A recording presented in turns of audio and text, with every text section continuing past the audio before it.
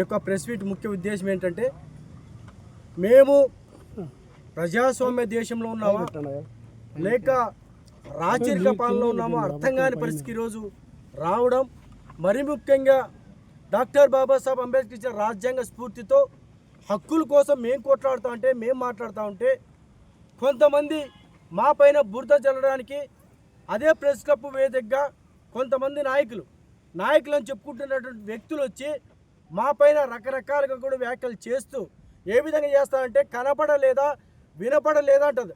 అయ్యా, మాకు కనపడింది, వినపడింది. అందుకోసమే ఏవైతే గిరిజన భూములకు సంబంధించి ఆదినారాయణ యాదవ్తో పాటు నేను కూడా వెళ్ళి ఏదైతే సత్యసాయి జిల్లా కలెక్టర్ గారిని, ఎస్పీ గారిని, ధర్మవరం ఆర్డీఓ గారిని ఒక మెమొరాండం రూపంలో మొత్తం ఆ సర్వే నెంబర్లు ఎవరో తేల్చండి, నిజంగా గిరిజనులు అయితే వాళ్ళకే ఇవ్వండి అని చెప్పేసి స్వయాన నేను కూడా కలెక్టర్ ఆఫీస్కి వెళ్ళి మేము అక్కడ చూసి తెలిసిందే. అయితే రాష్ట్ర వ్యాప్తంగా జరుగుతున్నటువంటి దళిత గిరిజన బడుగు బలహీన వర్గాలపై దాడుల పైన మేము చలో పుట్టపర్తి కార్యక్రమానికి పిలుపునిస్తే మీరు 13వ తారీఖు పెడతామని చెప్తా ఉన్నారు. రైట్, 13 పెట్టుకో, 11 పెట్టుకో, 12 పెట్టుకో, 1వ తారీఖు నుంచి కంటిన్యూ పెట్టుకోండి. ఎవరు చెప్తారు? ఎవరు అడ్డు చెప్తారు? మీ ఇష్టం. మాకు వాక్ స్వాతంత్రం ఉంది, ఏది పడితే ఏది మాట్లాడతాం, ఇష్టాసారం మాట్లాడతామంటే ప్రజాస్వామ్య దేశంలో కొంతవరకే ఆ లిమిట్స్ ఉంటాయి. ఆ లిమిట్స్ క్రాస్ చేస్తే రేపొద్దున జరగబోయే పరిణామాలకి వాళ్ళే బాధ్యత అవుతారని చెప్పి ఛాన్సలర్ తెలియజేశాం. ఎందుకు ఈ మాట చెప్తా ఉన్నామంటే ప్రెస్ మీట్లో మాట్లాడుతున్న సందర్భంలో ఒక నాయకుడు మాట్లాడుతూ ఉన్నాడు, ఆదినారాయణ యాదవ్ దొంగ, ఆదినారాయణ యాదవ్ 420. ఒక ప్రజాప్రతినిధిని పట్టుకొని మీరు ఏం మాట్లాడుతూ ఉన్నావు? మీకేమైనా కొంచెమైనా ఉంటే ఆ విధంగా మాట్లాడే పరిస్థితి లేదు. విమర్శలు చేయి. మేము కూడా పల్లె రఘునాథ్ రెడ్డి విషయం మాట్లాడాం. అయ్యా, మా వ్యక్తులు చనిపోతూ ఉన్నారు, మేము ఇబ్బంది పడుతూ ఉన్నాం, రఘునాథ్ రెడ్డి గారు సార్ అని చెప్పి మేము మాట్లాడితే మీరు ఏం మాట్లాడుతూ ఉన్నావు? దొంగ, వాడు, వీడు అని మాట్లాడుతున్నాము. ఆ అంశం పైన ఈరోజు మనము అనంతపురం ఎస్పీ ఆఫీస్ గారి దగ్గరికి వచ్చాం. అక్కడ మేము అడ్మిన్ ఉంటే అడ్మిన్ గారికి ఫిర్యాదు చేసాం. తప్పకుండా చట్టపరంగా చర్యలు తీసుకోవాలని చెప్పేసి వారికి కూడా మేము విజ్ఞప్తి చేస్తాం.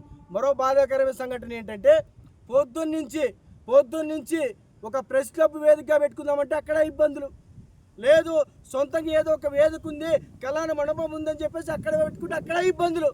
అంటే మేము స్వతంత్ర భారతదేశంలో ఉన్నామా లేకపోతే ఎక్కడున్నాం? నిజంగా చాలా బాధాకరం, చాలా శోచనీయం. ఆ ప్రెస్ మీట్ ఎవరైతే పెట్టారో వాళ్ళకి కొన్ని ప్రశ్నలు వేయదలుచుకున్నాం. ఏమనంటే మీ నిజాయితీ పరులు, మీ సారు మరీ నిజాయితీ పరుడు, చాలా నిజాయితీ పరుడు. మొత్తం జిల్లా వ్యాప్తంగా అదే మాట మాట్లాడుతూ ఉంది.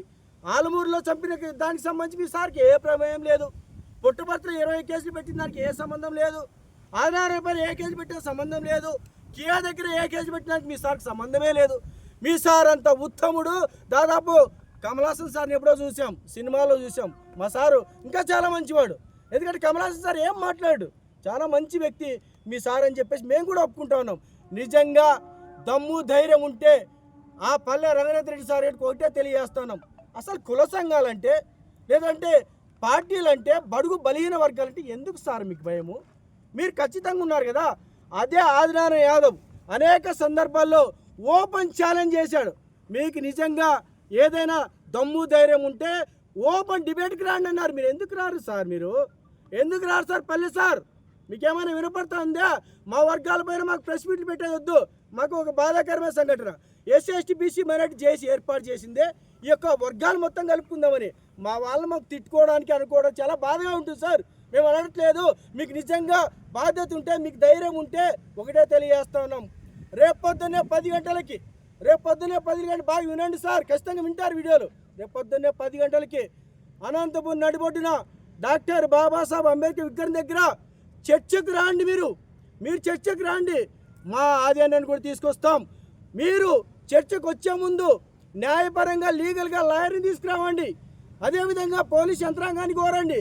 ఒక చర్చ పెట్టుకుందాం సార్ ఆ మహానుభావుని ముందర. ఎవరిది తప్పో ఎవరిది ఒప్పో తెలుసుకుందాం. మరో మాట మాట్లాడుతూ ఉన్నాడు.